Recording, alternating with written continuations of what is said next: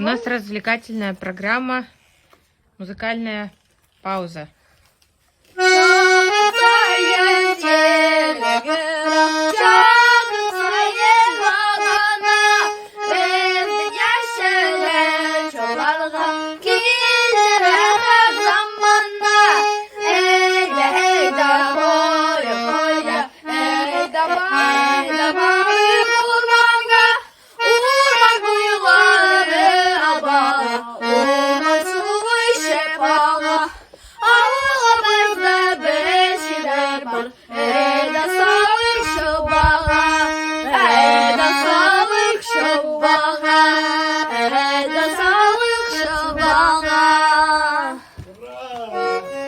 А еще давай танцевальную. А Радмир танцует.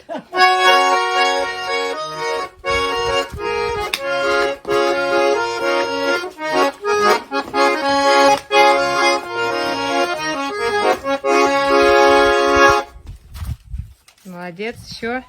И стой.